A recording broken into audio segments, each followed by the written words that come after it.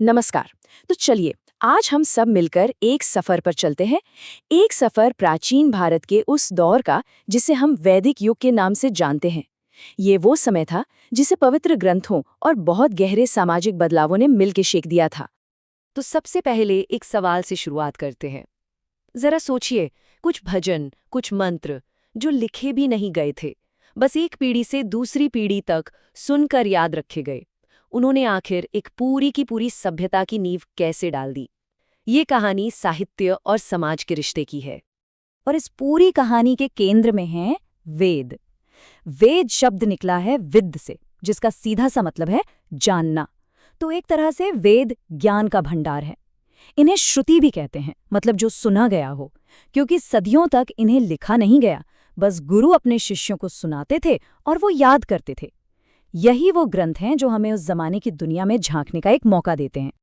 तो भाई, अगर हमें उस दौर के लोगों को समझना है तो जाहिर है शुरुआत उनके साहित्य से ही करनी होगी, क्योंकि यही वो चीज़ है जो हमें बताती है कि वो कैसे सोचते थे, दुनिया को कैसे देखते थे। अच्छा, तो ये जो वैदिक साहित्य है ना, ये कोई एक किताब नहीं है। इसे आप एक इमारत की तरह समझिए जिसकी 4 परतें हैं। सबसे पहली और सबसे पुरानी परत है संहिता, जिसमें सारे भजन और मंत्र हैं। फिर आते हैं ब्राह्मण ग्रंथ। ये गद्य में हैं और ये समझाते हैं कि उन मंत्रों और यज्ञों का असली मतलब क्या है। तीसरी परत है आरण्यक, जिन्हें जंगल की किताबें भी कहते हैं। ये गहरी दार्शनिक बातें करती हैं। और सबसे आखिर में आते हैं उपनिषद, जिन्हें वेदांत यानी वेदों का अंत भी कहा जाता है। ये आत्मा, परमात्मा और ब्रह्मांड के रहस्यों की बात करते हैं। तो चलिए अब टाइम मशीन में बैठते हैं और सीधे चलते हैं लगभग 1500 ईसा पूर्व के आसपास। ये वो दौर है जिसे हम ऋग्वेदिक काल कहते हैं। देखते हैं उस शुरुआती दौर में जिंदगी कैसी थी। उस वक्त का समाज का ताना बाना बहुत दिलचस्प था। देखिए, राजनीति कबीलों पर आधारित थी। जो मुखिया होता था, जिसे राजन कहते थे, वो असल में एक सेनापति जैसा था, किसी जमीन का राजा नहीं। अर्थव्यवस्था का पूरा दारोमदार पशुओं पर था, खासकर गायों पर। जमीन से ज्यादा जरूरी मवेशी थे। और सबसे खास बात, समाज में आपकी जगह आपके काम से तय होती थी, आपके जन्म से नहीं।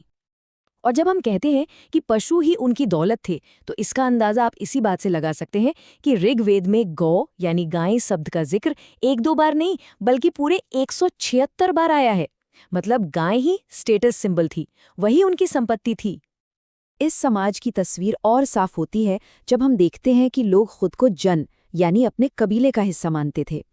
उनके देवता भी प्रकृति की ताकतें थीं, जैसे इंद्र, अग्नि और सोम।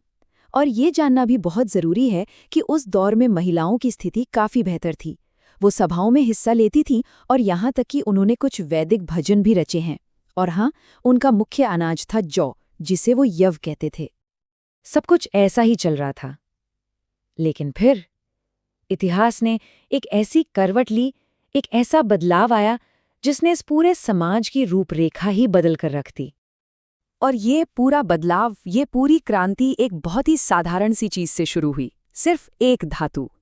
इसी एक धातु ने लोगों के जीने का तरीका हमेशा के लिए बदल दिया। ये धातु थी श्याम अयस या कृष्ण अयस, जिसे आज हम और आप लोहे के नाम से जानते हैं।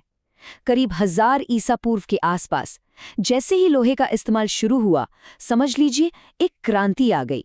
अब लोहे के मजबूत औजारों से घने जंगलों को साफ करना मुमकिन हो गया, जमीन की गहरी जुताई हो सकती थी और हथियार भी पहले से कहीं ज्यादा घातक बन सकते थे।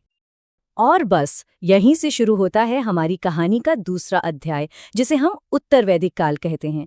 एक ऐसा दौर जो पहले वाले से बहुत बहुत अलग होने वाला था। तो सबसे पहला और सबसे बड़ा फर्क दिखा अर्थव्यवस्था में।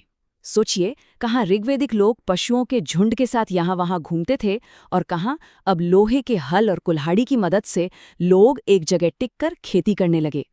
अब पशुधन की जगह जमीन ज्यादा कीमती हो गई और लोग चावल, गेहूं और दाल जैसी फसलें उगाने लगे। अब जब लोग एक जगह बसने लगे तो जाहिर है राजनीति का स्वरूप भी बदला। जो राजन पहले सिर्फ कबीले का सरदार था, वो अब जमीन का, एक क्षेत्र का राजा बन गया। उसकी शक्ति बढ़ने लगी और सभा और समिति जैसी जो पुरानी संस्थाएं थीं, उनका महत्व कम हो गया।